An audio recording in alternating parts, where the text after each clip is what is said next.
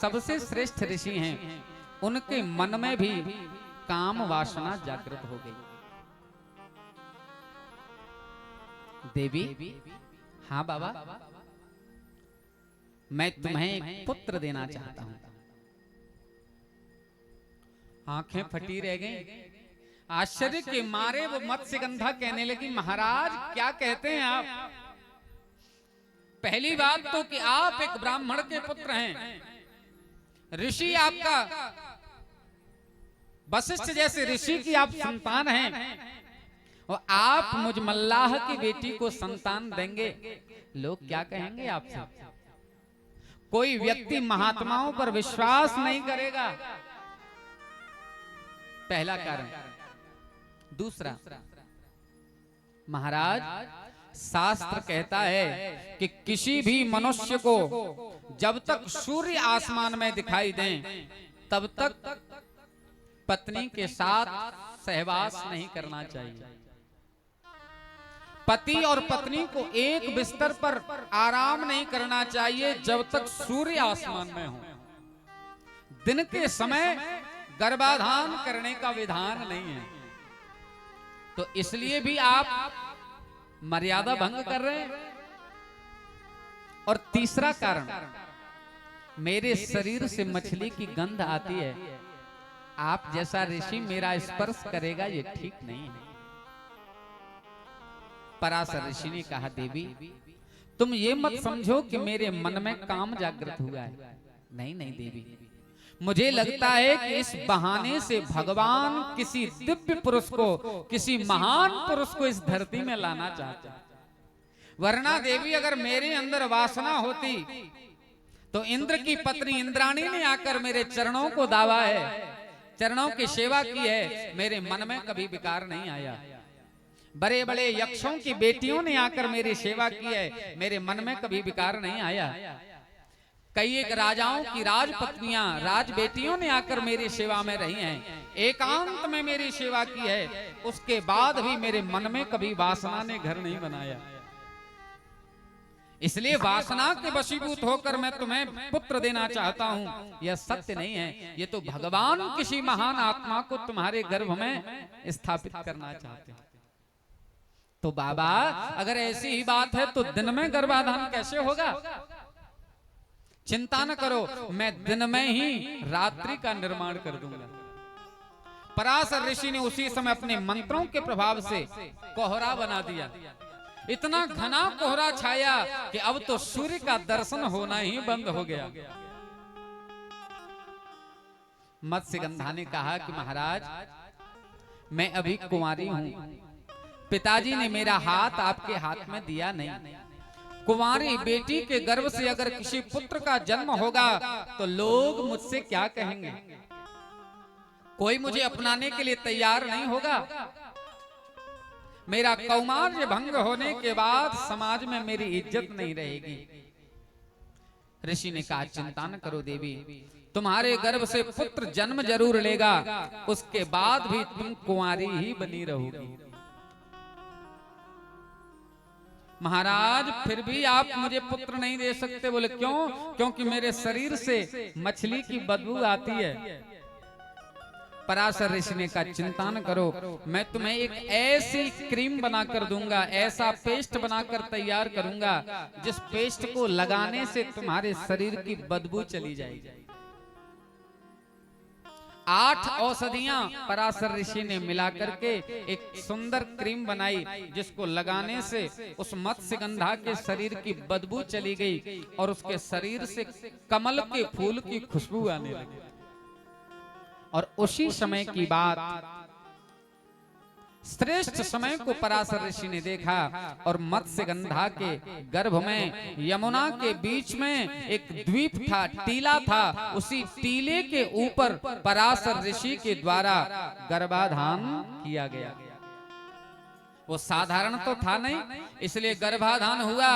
तुरंत कुछ ही समय में व्यास जी महाराज ने माता मत्स्यगंधा के उदर से जन्म लिया।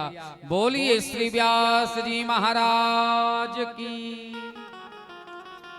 जैसे आजकल गाय का बछड़ा जन्म लेते ही पैदल चलने लगता है, जन्म लेते ही उछलने लगता है।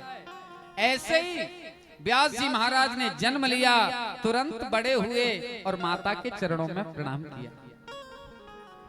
माँ, मुझे जंगल जाना है, भगवान का भजन करना है। कौन ऐसी माँ होगी जिसने बेटे को जन्म दिया हो और वह कह दे कि हाँ जंगल चले जाओ।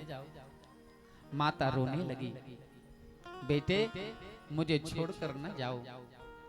व्यास जी ने कहा, माँ चिंता न करो, मैं आज जंगल जा रहा हूं, लेकिन जिस दिन तुम्हें मेरी जरूरत पड़े, तुम जिस दिन मुझे याद करोगी माँ, मैं उसी दिन तुम्हारे सामने उपस्थित हो जाऊंगा। व्यास जी ने माता के चरणों में प्रणाम किया और बद्रीनाथ धाम की ओर चल पड़े। बद्रीनाथ धाम में जाकर नर नारायण का दर्शन किया। यहाँ भी आप सब लोग हैं, यहाँ भी कई एक लोग 4 धाम की यात्रा करने गए होंगे, हैं? कौन कौन चारों धाम की यात्रा करने गया है? हाथ ऊपर उठाना जरा। बद्रीनाथ की यात्रा करने कोई गया नहीं? हाँ देखो इधर है।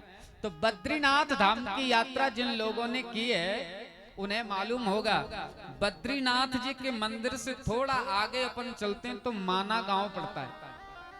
माना गांव से थोड़ा सा ऊपर चलते हैं तो व्यास गुफा है। उसी व्यास गुफा पर जाकर के व्यास जी ने आश्रम बनाया। आश्रम का नाम रखा सम्याप्राश और इनका विवाह हुआ विटिका देवी के साथ। इन्होंने वहीं पर रहकर पुराणों की रचना की, वेदों के 4 भाग किए, शास्त्रों की रचना की। लेकिन इतना सब कुछ करने के बाद भी इनके मन में शांति नहीं। देखो हम यहाँ बैठ कर के कथा कह रहे हैं, आप सुन रहे हो, लेकिन कथा कहने वाले का मन जब तक नहीं लगे तब तक उसे शांति नहीं मिलती। कभी कभी जब अपने ही काम में खुद को ही आनंद नहीं आए, खुद को ही अच्छा नहीं लगे, तो मन बड़ा बेचैन हो जाता है। व्यास जी ने इतना काम किया पर कोई मन में शांति नहीं है। एक दिन सरस्वती नदी के किनारे बैठे हैं, मुंह लटका हुआ है, बेचैन होकर पराशर ऋषि बैठे हैं। उसी समय वहां पर श्री नारद मुनि का आगमन हुआ। हाथ में सुंदर वीणा, मुंह में प्रभु का नाम, चलते हुए सरस्वती नदी के किनारे और बाबा श्री नारद जी आ रहे हैं, प्रभु का गुणगान करते हुए आ रहे हैं। तो आइए हम लोग भी 2 मिनट प्रभु नाम स्मरण करें। श्रीमन्नारायण भवतारायण, नारायण भवतारायण, श्रीमन्नारायण भवतारायण, श्रीमन्नारायण भवतारायण, श्रीमन्नारायण नारायण नारायण, श्रीमन्नारायण नारायण नारायण, श्रीमन्नारायण नारायण नारायण, श्रीमन्नारायण भवतारायण, श्रीमन्नारायण भवतारायण, श्रीमन्नारायण भवतारायण, श्रीमन्नारायण भवतारायण, श्रीमन्नारायण श्रीमन्नारायण नारायण नारायण, श्रीमन्नारायण नारायण नारायण, श्रीमन्नारायण नारायण नारायण। दोनों हाथ ऊपर करके ताली बजाते हुए हरि बोल।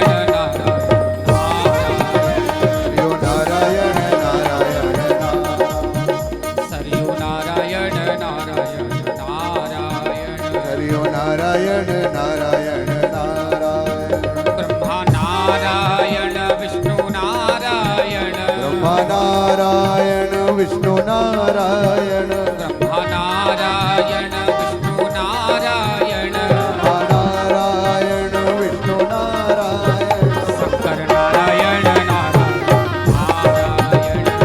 नारायण नारायण शंकर नारायण नारायण नारायण नारायण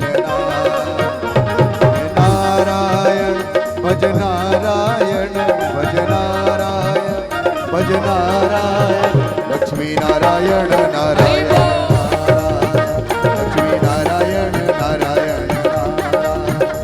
लक्ष्मी नारायण नारायण नारायण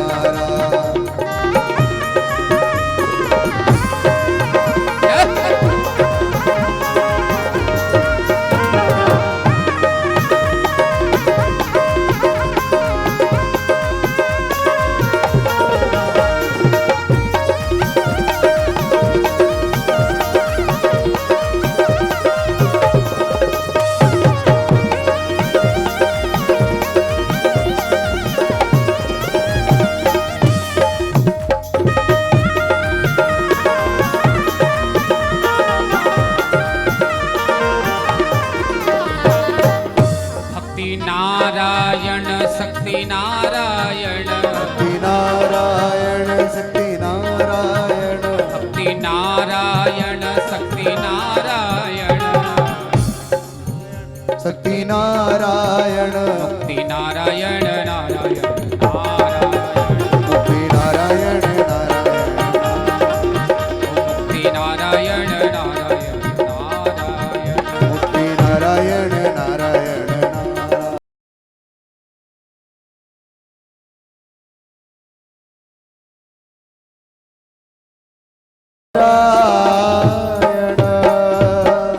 बोलिए श्री लक्ष्मी नारायण भगवान की। इस प्रकार से श्री नारद जी नारायण नाम संकीर्तन करते हुए और सम्याप्रास कुटी की ओर आए। नारद जी आए बाबा व्यास जी की कुटी पर। अब देखो ये आंखें वो खिड़की हैं जो तुम्हारे भीतर क्या चल रहा है ये बता देती है। मनुष्य के भीतर सुख है या दुख है ये चेहरा बता देता है। हम चाहे कितना ही छुपाने का प्रयास करें पर हमारे भीतर की बात आंखों पर आ ही जाती है। आंखों से कुछ छुपा नहीं है। नारद जी आए, देखा, उठ करके व्यास जी ने चरणों में प्रणाम किया। सरस्वती का जल लाकर नारद जी के पांव पखारे, सुंदर आसन बैठने को दिया, चरणों में प्रणाम किया। कहने लगे आज मेरा भाग्य जागा है, आप जैसा महात्मा मेरे घर आ गया कि अद्य न पितर स्तृप्ता अद्य न पावितं कुलम् अद्य सृष्टः क्रतुरयं यद्भवानागतो गृहम्। आज मेरा ये घर तीर्थ बन गया। आज मेरा किया हुआ पुण्य सफल हो गया। आज मेरे पितर तृप्त हो गए क्योंकि आप जैसे महात्मा मेरे घर आ गए। यही मेरे लिए सब कुछ है। क्यों? क्योंकि सुतदारा और लक्ष्मी पापी के हो, संत समागम हरि कथा तुलसी दुर्लभ दो। बेटा, धन और पत्नी विवाह हो जाना कोई बड़ी बात नहीं है। बेटा हो जाना भी कोई बड़ी बात नहीं है। धन कमा लेना भी बड़ी बात नहीं है। क्यों? क्योंकि बेटा होना, विवाह हो जाना, धन हो जाना, ये तो पापी के घर में भी देखा जाता है। लेकिन तुलसीदास कहते हैं, बाबा कहते हैं कि संत समागम, संत का घर आना और भगवान की कथा होना, ये संसार में दोनों दुर्लभ है, जल्दी से मिलती नहीं है। और जब दो संत मिलते हैं, दो भक्त मिलते हैं, तो हमेशा कथा ही होती है। क्योंकि हमारे यहां कहा है कि ज्ञानी से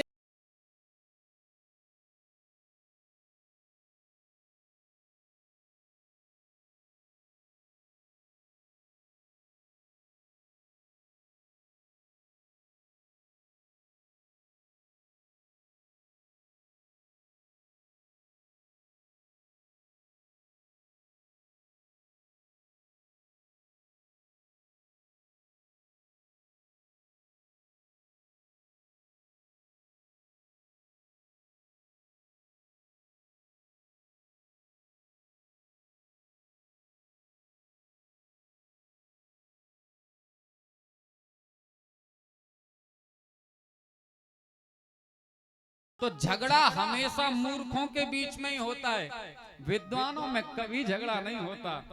समझदार लोग कभी झगड़ा करते ही नहीं है, वो तो झगड़े के मूल को मिटा देते हैं।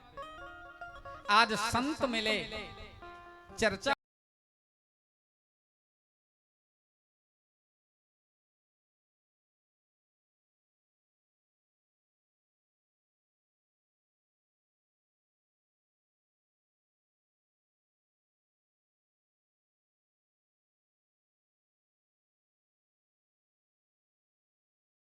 हो जाएंगी तो सब लोग पढ़ेंगे, पर एक वेद के 4 हिस्से किए फिर भी किसी ने नहीं पढ़ा।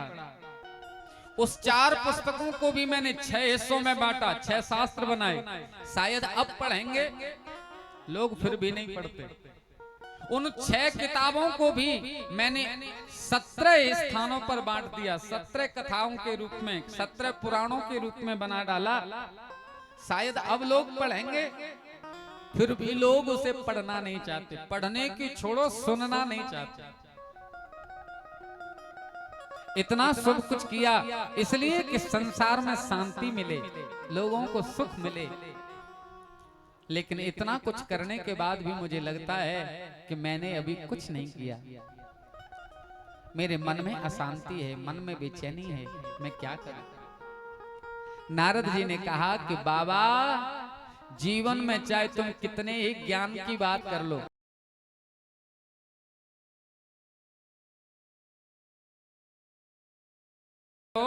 पर जीवन में शांति तो तब आती है जब भगवान का भक्त जीवन में आ जाता है।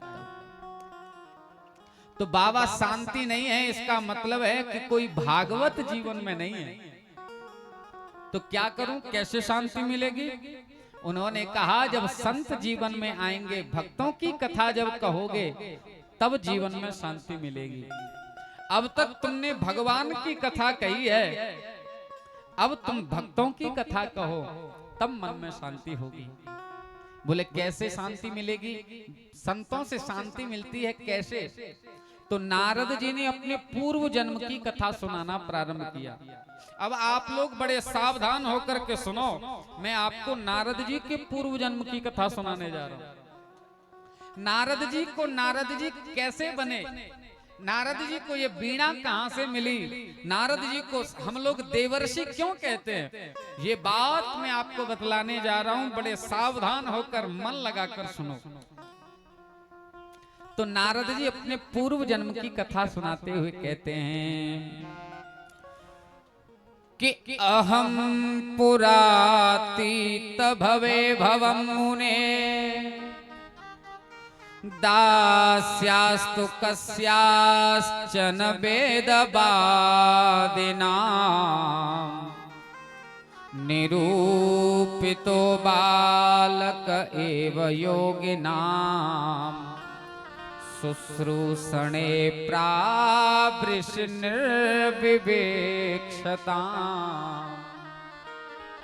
नारद जी कहने लगे कि पूर्व जन्म में मैं एक दासी का बेटा था। मेरी माँ घरों में झाड़ू लगाती, पोछा लगाती, बर्तन साफ करती। जीवन का पहला दुख होता है गरीबी। गरीबी से बड़ा कोई दुख नहीं है, क्योंकि प्यारे प्रभु प्रेमियों, गरीबों का संसार में कोई अपना नहीं होता है। जीवन में जिन्होंने गरीबी देखी है, जिन्होंने बुरे दिनों को देखा है, उनसे पूछो कि गरीबी के दिनों में अपने लोग भी